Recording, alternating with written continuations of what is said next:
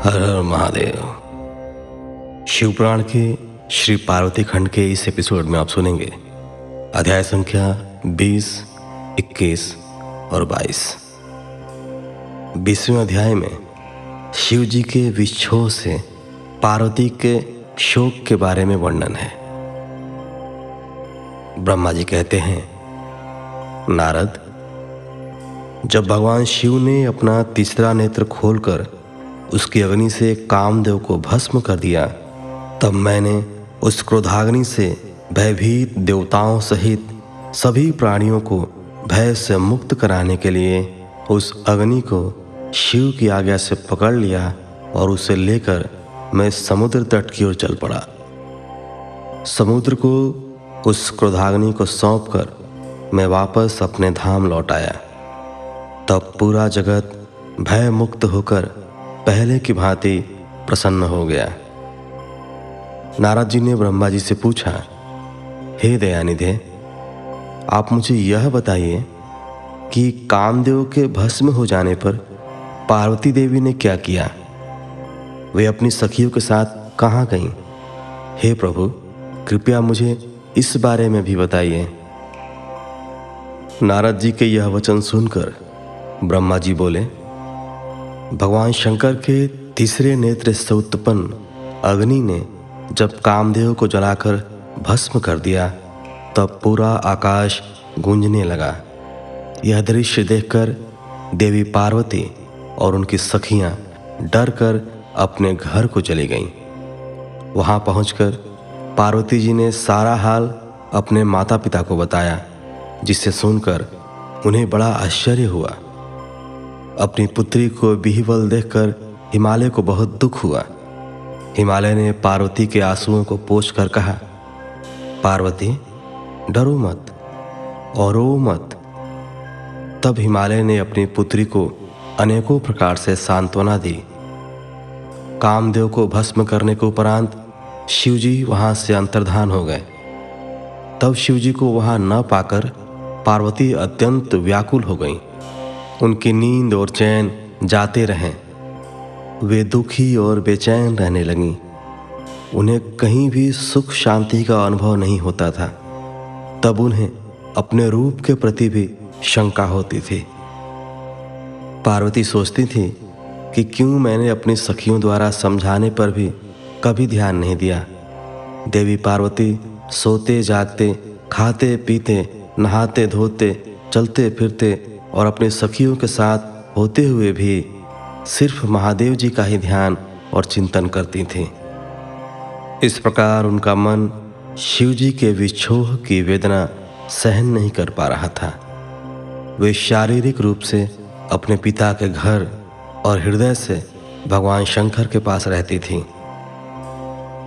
शोक में डूबी पार्वती बार बार मूर्छित हो जाती थीं। इससे गिरिराज हिमालय और उनकी पत्नी मैना बहुत दुखी रहती थीं। वे पार्वती को समझाने की बहुत कोशिश करते थे, परंतु पार्वती का ध्यान शिव जी की ओर से जरा भी नहीं हटता था। हे देवर्षि नारद, एक दिन देवराज इंद्र की इच्छा से आप घूमते हुए हिमालय पर्वत पर आए। तब शैलराज हिमालय ने आपका बहुत आदर सत्कार किया और आपका कुशल मंगल पूछा। आपको उत्तम आसन पर बिठाकर हिमालय ने सारा वृतांत सुनाया। हिमालय ने बताया कि किस प्रकार पार्वती जी ने महादेव जी की सेवा आरंभ की। इसके बाद अपनी पुत्री के शिव पूजन से लेकर कामदेव के भस्म होने तक की सारी कथा आपको सुनाई। यह सब सुनकर आपने गिरिराज हिमालय से कहा कि आप भगवान शिव का भजन करें। तत्पश्चात हिमालय से विदा लेकर आप एकांत में गुमसुम बैठी देवी पार्वती के पास आ गए। तब उनका हित करने की इच्छा से आपने उन्हें इस प्रकार सत्य वचन कहे। आपने कहा, हे पार्वती, तुम मेरी बातें ध्यानपूर्वक सुनो। तुम्हारी यह दशा देखकर ही मैं तुमसे यह बात कह रहा हूं। तुमने हिमालय पर्वत पर पधारे महादेव जी की सेवा की, परंतु तुम्हारे मन में कहीं ना कहीं अहंकार का वास हो गया था। शिव भक्त वत्सल हैं। वे अपने भक्तों पर सदैव अपनी कृपा दृष्टि बनाए रखते हैं। वे विरक्त और महायोगी हैं। तुम्हारे अंदर उत्पन्न हुए अभिमान को तोड़ने के लिए ही सदाशिव ने ऐसा किया है। अतः तुम उन्हें तपस्या द्वारा प्रसन्न करने का प्रयत्न करो। तुम चिरकाल तक उत्तम भक्ति भाव से उनकी तपस्या करो। तुम्हारी तपस्या से प्रसन्न होकर महादेव जी निश्चय ही तुम्हें अपनी सहधर्मिणी बनाना स्वीकार करेंगे। यही शिव जी को प्रतिरूप में प्राप्त करने का एकमात्र साधन है। हे नारद, आपकी यह बात सुनकर देवी शिवा हर्षित होते हुए इस प्रकार बोली, हे मुनिश्रेष्ठ, आप सब कुछ जानने वाले तथा इस जगत का उपकार करने वाले हैं। अतः आप शिव जी की आराधना के लिए मुझे कोई मंत्र प्रदान करें। तब आपने पार्वती को पंचाक्षर शिव मंत्र ओम नमः शिवाय का विधि पूर्वक उपदेश दिया। इसके प्रभाव का वर्णन करते हुए आपने कहा, यह मंत्र सब मंत्रों का राजा है और सभी कामनाओं को पूरा करने वाला है। यह मंत्र भगवान शिव को बहुत प्रिय है। यह साधक को भोग और मोक्ष प्रदान करने वाला है। इस पंचाक्षर मंत्र का विधि पूर्वक व नियम पूर्वक जाप करने से शिव जी के साक्षात दर्शन होते हैं। देवी, इस मंत्र का विधि पूर्वक जाप करने से तुम्हारे आराध्य देव करुणानिधान भगवान शिव शीघ्र ही तुम्हारे समक्ष प्रकट हो जाएंगे। अतः तुम शुद्ध हृदय से शिव जी के चरणों का चिंतन करती हुई इस महामंत्र का जाप करो। इससे तुम्हारे आराध्य देव संतुष्ट होकर तुम्हें दर्शन देंगे। अब देवी पार्वती, तुम इस मंत्र को जपते हुए शिव जी की तपस्या करो। इससे महादेव जी वश में हो जाते हैं। उत्तम भाव से की गई तपस्या से ही मनवांछित फलों की प्राप्ति होती है। ब्रह्मा जी बोले, नारद, तुम भगवान शिव के प्रिय भक्त हो। तुम अपनी इच्छानुसार जगत में भ्रमण करते हो। तुमने देवी पार्वती को सभी कुछ समझाकर देवताओं के हित का कार्य किया। तत्पश्चात तुम स्वर्ग लोक को चले गए। तुम्हारी बात सुनकर देवी पार्वती बहुत प्रसन्न हुई। 21वां अध्याय, पार्वती की तपस्या। ब्रह्मा जी बोले, हे देवर्षि नारद, जब तुम पंचाक्षर मंत्र का उपदेश देकर उनके घर से चले आए तो देवी पार्वती मन ही मन बहुत प्रसन्न हुई, क्योंकि उन्हें महादेव जी को पति रूप में प्राप्त करने का साधन मिल गया था। वे जान गई थीं कि त्रिलोकीनाथ भगवान शिव को सिर्फ उनकी तपस्या करके ही जीता जा सकता है। तब मन ही मन तपस्या करने का निश्चय करके पार्वती अपने पिता हिमराज और माता मैना से बोली कि मैं शिव जी की तपस्या करना चाहती हूँ। तप के द्वारा ही मेरे शरीर, स्वरूप, जन्म एवं वंश आदि की कृतकृत्यता होगी। इसलिए आप मुझे तप करने की आज्ञा प्रदान करें।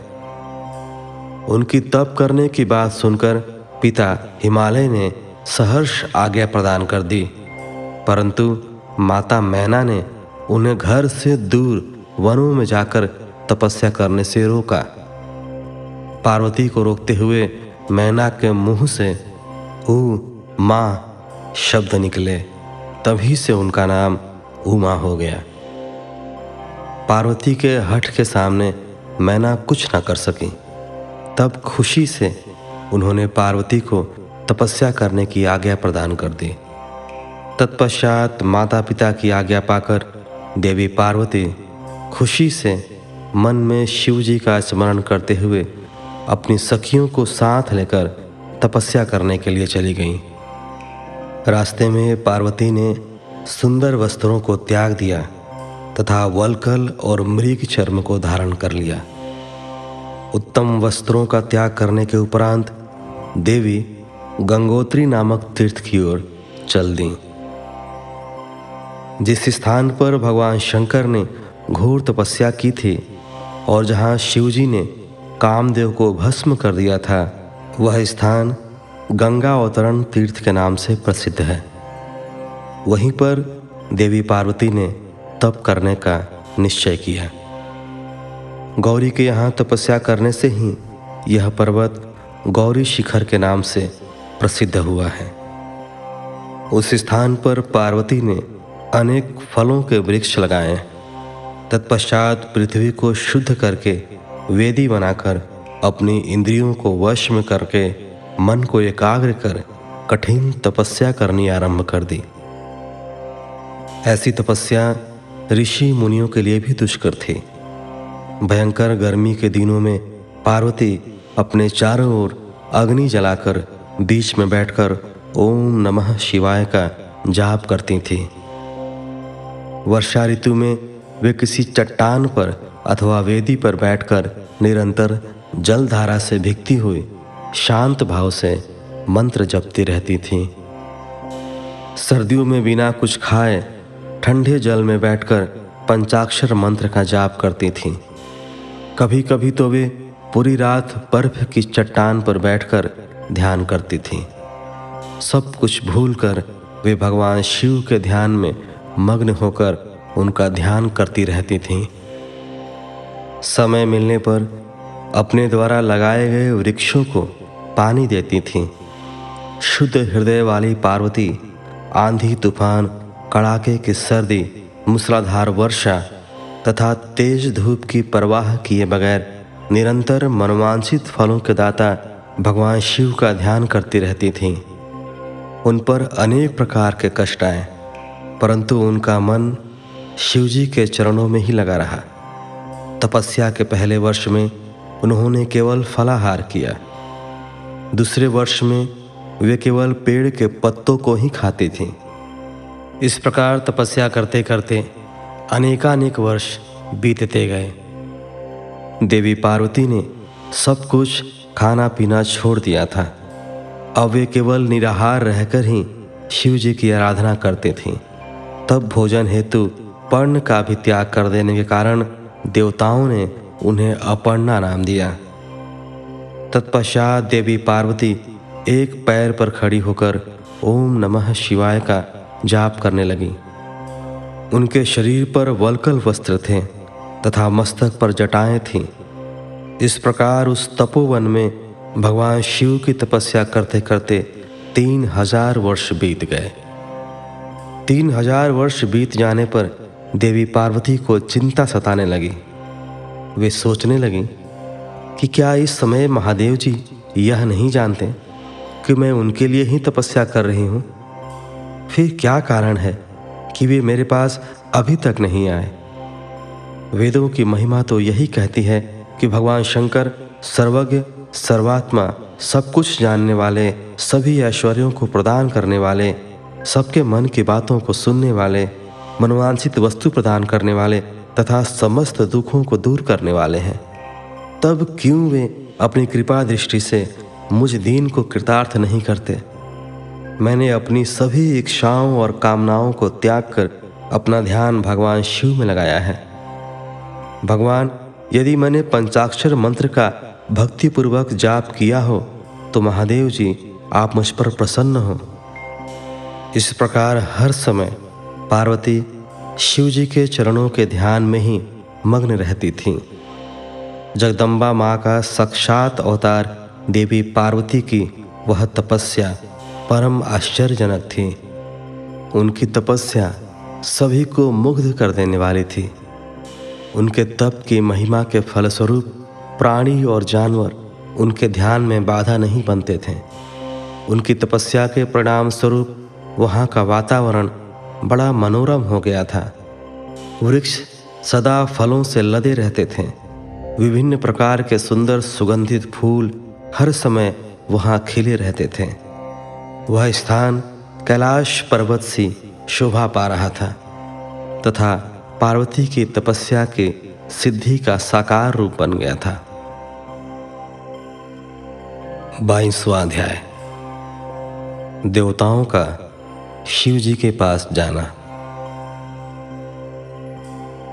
ब्रह्मा जी कहते हैं, मुनीश्वर, भगवान शिव को पति रूप में प्राप्त करने के लिए पार्वती को तपस्या करते करते अनेक वर्ष बीत गए, परंतु भगवान शिव ने उन्हें वरदान तो दूर अपने दर्शन तक ना दिए। तब पार्वती के पिता हिमाचल, उनकी माता मैना और मेरु एवं मंदराचल ने आकर पार्वती को बहुत समझाया तथा उनसे वापस घर लौट चलने का अनुरोध किया। तब उन सबकी बात सुनकर देवी पार्वती ने विनम्रतापूर्वक कहा, हे पिताजी और माताजी, क्या आप लोगों ने मेरे द्वारा की गई प्रतिज्ञा को भुला दिया है? मैं भगवान शिव को अवश्य ही अपनी तपस्या द्वारा प्राप्त करूंगी। आप निश्चिंत होकर अपने घर लौट जाएं। इसी स्थान पर महादेव जी ने क्रोधित होकर कामदेव को भस्म कर दिया था और वनु को अपनी क्रोधाग्नि में भस्म कर दिया था। उन त्रिलोकीनाथ भगवान शंकर को मैं अपनी तपस्या द्वारा यहाँ बुलाऊंगी। आप सभी यह जानते हैं कि भक्त वत्सल भगवान शिव को केवल भक्ति से ही वश में किया जा सकता है। अपने पिता, माता और भाइयों से ये वचन कहकर देवी पार्वती चुप हो गई। उन्हें समझाने आए उनके सभी परिजन उनकी प्रशंसा करते हुए वापस अपने घर लौट गए। अपने माता पिता के लौटने के पश्चात देवी पार्वती दुगने उत्साह के साथ पुनः तपस्या करने में लीन हो गई। उनकी अद्भुत तपस्या को देखकर सभी देवता, असुर, मनुष्य, मुनि आदि सभी चराचर प्राणियों सहित पूरा त्रिलोक संतृप्त हो उठा। देवता समझ नहीं पा रहे थे कि पूरी प्रकृति क्यों उद्विग्न और अशांत है। यह जानने के लिए इंद्र व सब देवता गुरु बृहस्पति के पास गए। तत्पश्चात वे सभी मुझ विधाता की शरण में सुमेरु पर्वत पर पहुँचे। वहाँ पहुँचकर उन्होंने मुझे हाथ जोड़कर प्रणाम किया तथा मेरी स्तुति की। तब वे मुझसे पूछने लगे कि प्रभु, इस जगत के संतृप्त होने का क्या कारण है? उनका यह प्रश्न सुनकर मैंने त्रिलोकीनाथ भगवान शिव के चरणों का ध्यान करते हुए यह जान लिया कि जगत में उत्पन्न हुआ दाह देवी पार्वती द्वारा की गई तपस्या का ही परिणाम है। अतः सब कुछ जान लेने के उपरांत मैं इस बात को श्री हरि विष्णु को बताने के लिए देवताओं के साथ क्षीर सागर को गया। वहाँ श्री हरि सुखद आसन पर विराजमान थे। मुझ सहित सभी देवताओं ने विष्णु जी को प्रणाम कर उनकी स्तुति करना आरंभ कर दिया। तत्पश्चात मैंने श्री हरि से कहा, हे हरि, देवी पार्वती के उग्र तप से संतृप्त होकर हम सभी आपकी शरण में आए हैं। हम सबकी रक्षा कीजिए। भगवान, हमें बचाइए। हमारी करुण पुकार सुनकर शेष शैया पर बैठे श्री हरि बोले, आज मैंने देवी पार्वती की इस घोर तपस्या का रहस्य जान लिया है, परंतु उनकी इच्छा को पूरा करना हमारे वश की बात नहीं है। अतः हम सब मिलकर त्रिलोकीनाथ भगवान शिव के पास चलते हैं। केवल वे ही हैं जो हमें इस विकट स्थिति से उबार सकते हैं। देवी पार्वती तपस्या के माध्यम से भगवान शिव को पति रूप में प्राप्त करना चाहती हैं। इसलिए भगवान शिव से यह प्रार्थना करनी चाहिए कि वे देवी पार्वती से विधिवत विवाह कर लें। हम सभी को इस विश्व का कल्याण करने के लिए भगवान शिव से पार्वती का पाणी ग्रहण करने का अनुरोध करना चाहिए। भगवान विष्णु की बात सुनकर सभी देवता भयभीत होते हुए बोले, भगवान शिव बहुत क्रोधी और हठी हैं। उनके नेत्र काल अग्नि के समान दीप्त हैं। हम भूलकर भी भगवान शंकर के पास नहीं जाएंगे। उनका क्रोध सहा नहीं जाएगा। उन्होंने कामदेव को भस्म कर दिया था। हमें डर है कि कहीं क्रोध में वे हमें भी भस्म न कर दें। हे नारद, इंद्रादि देवताओं की बात सुनकर लक्ष्मीपति श्री हरि बोले, तुम सब मेरी बातों को ध्यानपूर्वक सुनो। भगवान शिव समस्त देवताओं के स्वामी और भयों का नाश करने वाले हैं। तुम सबको मिलकर कल्याणकारी भगवान शिव के शरण में जाना चाहिए। भगवान शंकर पुराण पुरुष, सर्वेश्वर और परम तपस्वी हैं। हमें उनकी शरण में जाना ही चाहिए। भगवान विष्णु के इन वचनों को सुनकर सब देवता त्रिलोकीनाथ भगवान शिव का दर्शन करने के लिए उस स्थान की ओर चल पड़े जहां महादेव जी तपस्या कर रहे थे। उस मार्ग में ही देवी पार्वती उत्तम तपस्या में लीन थीं। उनके तप को देखकर सभी देवताओं ने प्रसन्नतापूर्वक उन्हें दोनों हाथ जोड़कर नमस्कार किया। तत्पश्चात उनके तप की प्रशंसा करते हुए मैं श्री हरि विष्णु और अन्य देवता भगवान शिव के दर्शनार्थ चल दिए। वहां पहुंचकर हम सभी देवता कुछ दूरी पर खड़े हो गए और हमने तुम्हें भगवान शिव के करीब यह देखने के लिए भेजा कि वे कुपित हैं या प्रसन्न। नारद, तुम भगवान शिव के परम भक्त हो तथा उनकी कृपा से सदा निर्भय रहते हो, इसलिए तुम भगवान शिव के निकट गए तथा तुमने उन्हें प्रसन्न देखा। फिर तुम वापस लौटकर हम सभी के पास आए और उनकी प्रसन्नता के बारे में हमें बताया। तब हम सब भगवान शिव के करीब गए। भगवान शिव सुखपूर्वक प्रसन्न मुद्रा में बैठे हुए थे। भक्त वत्सल भगवान शिव चारों ओर से अपने गणों से घिरे हुए थे और तपस्वी का रूप धारण करके योग पट्ट पर आसीन थे। मैंने, श्री हरि और अन्य देवताओं ने भगवान शिव शंकर को प्रणाम करके वेदों और उपनिषदों द्वारा ज्ञात विधि से उनकी स्तुति की। इस प्रकार 22वें अध्याय के साथ इस एपिसोड को यहीं विराम देते हैं। मिलते हैं आपसे अगले एपिसोड में। तब तक के लिए धन्यवाद। हर हर महादेव।